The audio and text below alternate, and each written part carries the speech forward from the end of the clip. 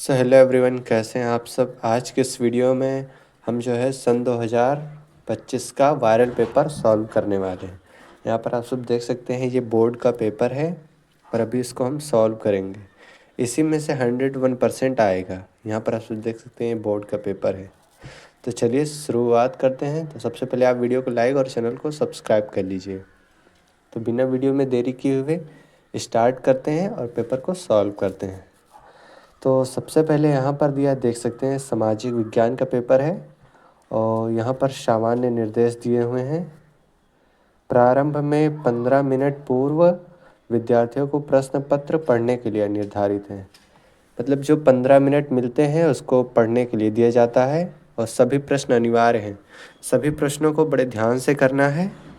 और यह प्रश्न 2 खंडों में है, खंड आ और खंड बा में विभाजित है। और फिर यहाँ पर आप देख सकते हैं, चौथा जो है खंड आ में 20 अंक के बहुविकल्पीय प्रश्न हैं। मतलब जो OMR शीट भरी जाती है वही वाले हैं। इनका उत्तर OMR शीट पर दिया जाना है। और फिर आता है पांचवा, OMR शीट पर उत्तर अंकित किए जाने के पश्चात उसे काटे अथवा इरेजर से वाइटनर आदि का प्रयोग ना करें। मतलब उसको काटना पीटना नहीं है जो OMR शीट पर भर जा चुका है।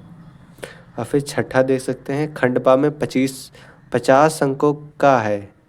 खंडबा में 50 अंकों का प्रश्न है। इसमें 2 प्रकार के प्रश्न होते हैं, वर्णात्मक 1 तथा वर्णात्मक 2। मानचित्र संबंधी 2 प्रश्न हैं, प्रश्न संख्या 29 और प्रश्न संख्या का 29। फिर देख सकते हैं सत्ता, प्रत्येक प्रश्न निर्धारित अंक उसके सम्मुख अंकित हैं। मतलब जो प्रश्न है उनके सामने उनका नंबर दिया रहता है। और फिर दिए गए मानचित्रों को प्रश्न पत्र से फाड़कर उन पर उत्तर अंकित कीजिए तथा मानचित्रों को उत्तर पुस्तिका से मजबूती के साथ अवश्य संलग्न कीजिए। मतलब जो है वो मानचित्र है उसको अच्छे से उसके साथ जोड़ के रखना है, मतलब स्टेपलर करके रखना है। फिर आता है 9वां, दृष्टिबाधित परीक्षार्थियों के लिए मानचित्र कार्य के स्थान से अलग प्रश्न लिखने के लिए दिए गए हैं। मतलब कि जो बच्चे देख नहीं सकते हैं उनके लिए मानचित्र के स्थान पर दूसरा कोई प्रश्न दिया जाता है करने के लिए। फिर यहाँ पर आप सब देख सकते हैं खंड आ में बहुविकल्पीय प्रश्न है। और तो सबसे पहला हम देखेंगे, निम्नलिखित में से किस एक गुप्त संगठन यंग इटली ने बनाया था। तो इसका सही उत्तर है जूसेप्पे गैरिबाल्डी। फिर आता है कॉर्न लॉ किससे संबंधित है। तो इसका उत्तर हो जाएगा ब्रिटेन। फिर आता है तीसरा, नेपोलियन बोनापार्ट की पराजय कब हुई। तो इसका उत्तर है 1810 में। फिर आता है चौथा, महामंदी का सबसे बुरा असर किस पर पड़ा। तो इसका उत्तर है बी, कृषि क्षेत्र पे। पांचवा आता है, गुलामगिरी किसकी रचना है। तो ये है ज्योतिबा फूले की। इसका उत्तर हो जाएगा ए। फिर आता है छठा, निम्नलिखित में से कौन सा विषय संघ सूची से संबंधित है। इसका उत्तर हो जाएगा डी, व्यापार से संबंधित है। सातवां आता है, भारतीय संविधान में भाषाओं को किस अनुसूची में रखा गया है। तो इसका उत्तर हो जाएगा सी, 8वीं अनुसूची। फिर आता है 8वां, भारतीय संविधान के बारे में निम्नलिखित में से कौन सा कथन गलत है। यह धर्म के आधार पर भेदभाव को मनाही करता है, नहीं। बी वाला है, यह एक धर्म को राजकीय धर्म बताता है, ये वाला हो जाएगा बी, 8वां का बी। फिर 9 वाला है, 9th देखेंगे, जनता का जनता के लिए शासन किस शासन व्यवस्था की विशेषता है। राजतंत्र की, लोकतंत्र की, तानाशाह की, उपयुक्त में से कोई नहीं। तो इसका उत्तर हो जाएगा बी, लोकतंत्र की। फिर यहाँ पर हम देखेंगे 10वां वाला।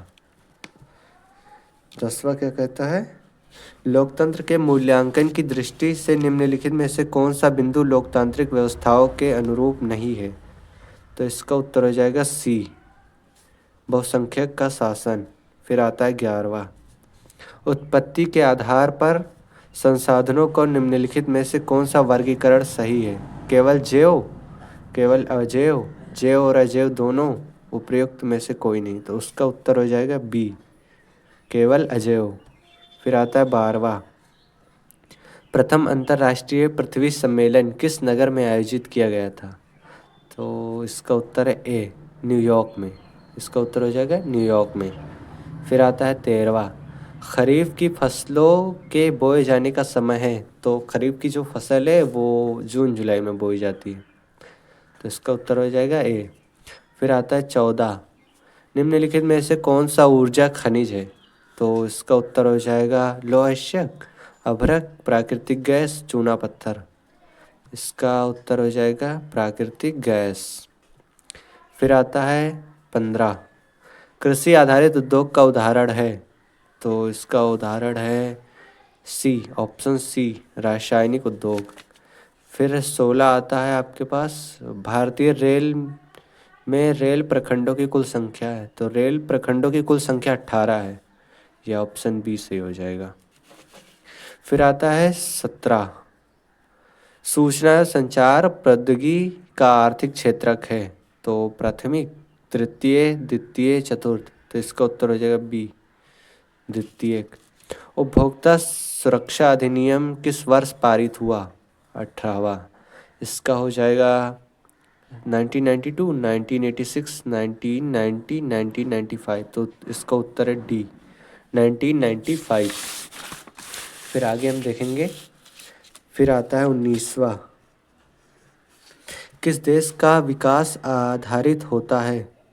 किसी देश का विकास आधारित होता है प्रति व्यक्ति आय पर, लोगों की स्वास्थ्य स्थिति पर, औसत साक्षरता दर पर। इसका उत्तर है बी, औसत साक्षरता दर। फिर आता है 20वां, मनरेगा कार्यक्रम किस वर्ष प्रारंभ हुआ था? सन 2000, 1995, 2005, 2010। तो इसका उत्तर हो जाएगा सी, मनरेगा कार्यक्रम सन 2005 में पारित हुआ था। फिर आता है खंड बा। खंड बा में होते हैं वर्णनात्मक प्रश्न, जैसे कि यहाँ पर आप देख सकते हैं, निम्नलिखित प्रश्नों के उत्तर लगभग 80 शब्दों में दीजिए। ये प्रश्न 21वां है, इसमें आपको एक का उत्तर जो देना है वो 80 शब्दों में देना है। इसका 80 शब्दों में उत्तर देना है, उत्तर देना है। इसका 80 शब्दों में उत्तर देना है। दोनों में से आप कोई एक कर सकते हैं, ये दोनों में से कोई आप एक कर सकते हैं, एक करना रहेगा जिसको 80 शब्दों में लिखना है। इसका उत्तर है 4, ये 4 नंबर का है। यहाँ पर आप देख सकते हैं 4 नंबर का दिया हुआ है। फिर आता है 22वां, लोकतंत्र शासन की अन्य व्यवस्थाओं से बेहतर स्पष्ट कीजिए। इसका भी उत्तर आपको 80 शब्दों में देना है। इन दोनों में से आप एक कर सकते हैं, इन दोनों में से आपको एक करना है। ये भी 4 नंबर का होता है आपका, ये 4 नंबर आप देख सकते हैं। फिर आता है 23वां, वैश्वीकरण से आप क्या समझते हैं? भारतीय उद्योगों के इस प्रभाव का उल्लेख कीजिए। या फिर आप भारतीय रेल परिवहन के विकास पर प्रकाश डालिए, ये भी कर सकते हैं। मतलब दोनों में से आपको एक करना है, एक करना है। ये 2 + 2 4 नंबर का ये हो जाएगा आपका। फिर आता है 24वां, मृदा अपरदन को रोकने के कोई 2 उपाय सुझाइए।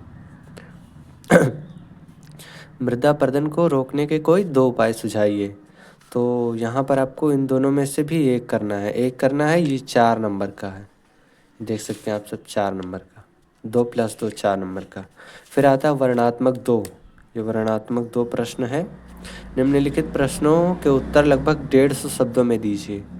मतलब जितने भी नीचे दिए गए प्रश्न हैं उनको आपको 150 शब्दों में उसका उत्तर लिखना है। तो 25वां देख सकते हैं यहाँ पर आप सब, सत्याग्रह का क्या अभिप्राय है? सत्याग्रह से संबंधित में महात्मा गांधी के क्या विचार थे? इसका उत्तर आपको 150 शब्दों में देना है, 150 शब्दों में देना है। ये भी 2 और +4 6 नंबर के हैं। इन दोनों में से आपको एक करना है, एक करना रहेगा आपको, दोनों में से एक करना है। ये 150 शब्दों के हैं, 6 नंबर के, 6 मार्क्स, 6 मार्क्स के हैं। और फिर इधर देख सकते हैं आप सब,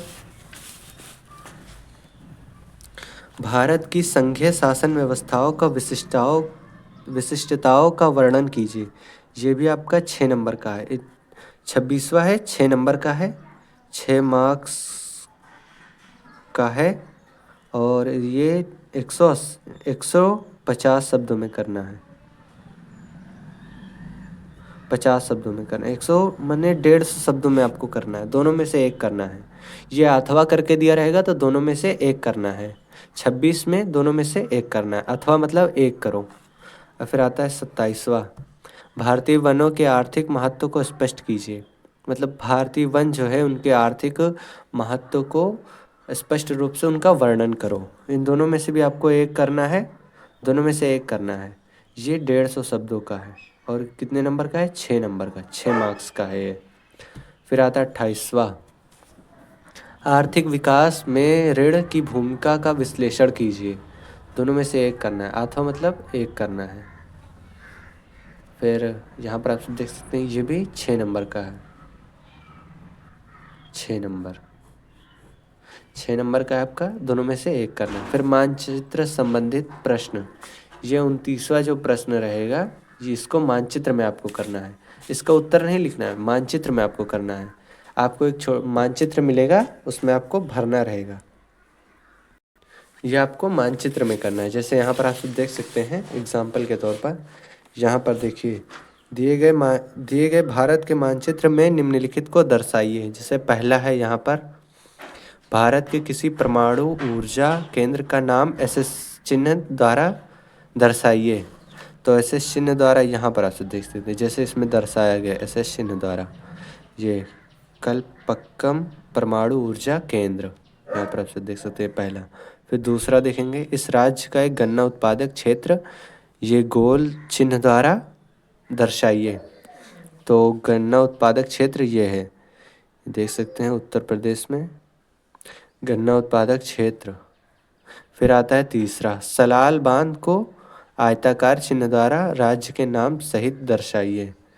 तो आयताकार ये देख सकते हैं यहाँ पर, सलाल बांध को आयताकार चिन्ह द्वारा दर्शाया गया है। मतलब आपको ऐसे जो चिन्ह दिया रहेगा उसी चिन्ह को ऐसे बनाकर और फिर वहाँ पर लिखना है, सलाल बांध जैसे यहाँ पर लिखा है। फिर आता है चौथा, दक्षिण भारत की एक नदी को ऐसे डेल्टा अल्टा चिन्ह द्वारा दर्शाइए या सहित ऐसे करके दिखाना है आपको। तो दक्षिण भारत की एक नदी, जैसे यहाँ पर आप सब देख सकते हैं, ये यहाँ पर आप सब देख सकते हैं, ये ऐसे करके दर्शाया गया है, कावेरी नदी, कावेरी नदी यहाँ पर आप सब देख सकते हैं।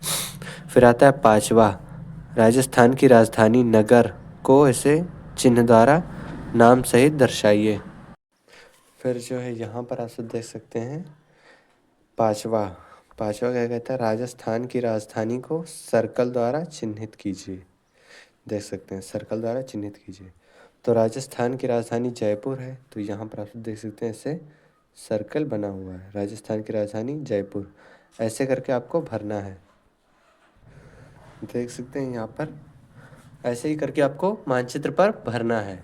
ये पहला क्या कहता है, वह स्थान जहाँ भारतीय राष्ट्रीय कांग्रेस का अधिवेशन हुआ 1920 में हुआ था।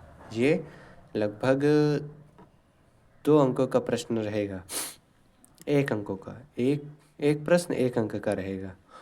और फिर आपको मानचित्र पर भरना है। ऐसे करके 5 प्रश्न 1 में आएंगे, 5 प्रश्न 5 नंबर के, ये पाँचों 5 नंबर के हैं। फिर 29 का खा, इसमें भी आपको वैसे ही भरना रहेगा। निम्नलिखित स्थानों को भारत के दिए गए रेखा मानचित्र में पृष्ठ 15 पर चिन्ह द्वारा नाम सहित दर्शाइए।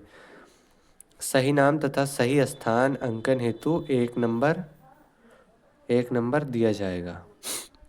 जैसे पहला है, उड़ीसा राज्य की एक प्रमुख नदी को इस चिन्ह द्वारा नाम सहित दर्शाइए। तो आपको मैप में ऐसे करके चिन्ह द्वारा दर्शाना है कि वो नदी कहाँ पर है। फिर दूसरा भी ऐसे, मध्य प्रदेश की राजधानी नगर सर्कल चिन्ह द्वारा चिन्हित कीजिए। तो आपको ऐसे करके वहाँ पर चिन्ह बनाना है मानचित्र में। फिर यहाँ पर आता है, सूती वस्त्र उद्योग का एक केंद्र ऐसे चिन्ह द्वारा नाम सहित चिन्हित कीजिए। तो आपको ऐसे चिन्ह द्वारा इसे वहाँ पर दर्शाना है मानचित्र में। फिर चौथा, एक प्रमुख लौह अयस्क उत्पादक क्षेत्र को इस चिन्ह द्वारा नाम सहित दर्शाइए। तो आपको इस चिन्ह द्वारा दर्शाना है ऐसे करके। फिर आता है पांचवा, पश्चिमी तट पर एक बंदरगाह समुद्री पतन डेल्टा चिन्ह द्वारा नाम सहित दर्शाइए। तो आपको ऐसे डेल्टा बनाना है, उस चिन्ह द्वारा इसे दर्शाना है वहाँ पर मानचित्र में आपको। फिर आप पीछे देखेंगे, फिर यहाँ पर जो दिया है, यहाँ पर ऊपर आप सब देख सकते हैं कुछ हेडिंग टाइप सा दिया हुआ है। यहाँ पर लिखा है केवल दृष्टिबाधित परीक्षार्थियों के लिए प्रश्न संख्या 29 का मानचित्र के विकल्प का स्वरूप है। मतलब जो बच्चे नहीं देख सकते हैं उनको मानचित्र वाला कार्य नहीं करना है, उनको ये निर्देश वाला जो है ये प्रश्न दिया हुआ है 5 और ये 5 10 यही करना है। मतलब बच्चों को जो है जिसको नहीं दिखता है उसको मानचित्र वाला कार्य नहीं करना है, ये वाला करना है। और जिसको दिखता है उसके लिए ये नहीं है। जो मानचित्र करेगा वो इसको नहीं करेगा और जो इसको करेगा वो मानचित्र नहीं करेगा। ये केवल जो है जो बच्चे नहीं देख सकते हैं, उनको कम दिखाई देता है या दृष्टिबाधित हैं, उनके लिए प्रश्न दिया गया है। सो आई होप आप समझ गए होंगे। आज का ये वीडियो बहुत पसंद आया आपका।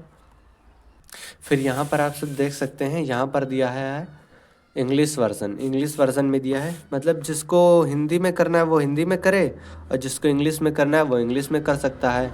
यहाँ पर भी वही सब दिया हुआ है। और फिर पार्ट ए और पार्ट 2 में पेपर इसमें भी डिवाइड है। बस ये इंग्लिश में है, इसमें भी OMR सीट वाला जो मल्टीपल चॉइस क्वेश्चन है उसमें भी है। तो यहाँ पर आप सब देख सकते हैं ये 20 बहुविकल्पीय है। मतलब आप चाहे हिंदी, दोनों लैंग्वेज आपके पास ऑप्शन है। आप हिंदी में करना चाहे तो हिंदी में कर सकते हैं और इंग्लिश में करना चाहे तो इंग्लिश में कर सकते हैं। यहाँ पर आप सब देख सकते हैं ये इंग्लिश में है, ये सारे पेपर इंग्लिश में दिए हुए हैं। सो आई होप कि आप लोग को ये वीडियो पसंद आया होगा। अगर पसंद आया तो चैनल को सब्सक्राइब करें और वीडियो को लाइक करें और ज़्यादा से ज़्यादा शेयर करें, ताकि हमारे जो हाई स्कूल के बच्चे हैं बोर्ड की तैयारी में बहुत दबा के किए हैं उनके पास ये पेपर पहुंच जाए और 100 में से 100 नंबर उनको मिल जाए। आई होप कि ये वीडियो आपको पसंद आया होगा। सो चैनल को सब्सक्राइब करें, ज़्यादा से ज़्यादा वीडियो को शेयर करें ताकि सभी बच्चे जो है टॉप करें। आई होप आप लोग समझ गए होंगे। यही पेपर था 2025 का वायरल पेपर था। ये बहुत वायरल पेपर है। आप सब अच्छे से अपना मतलब जो है हाई स्कूल का बोर्ड का पेपर निकालिए। आई होप कि आपके अच्छे परसेंटेज आएंगे और आप अपने मम्मी पापा का नाम रोशन करेंगे। धन्यवाद। जय हिंद, वंदे मातरम।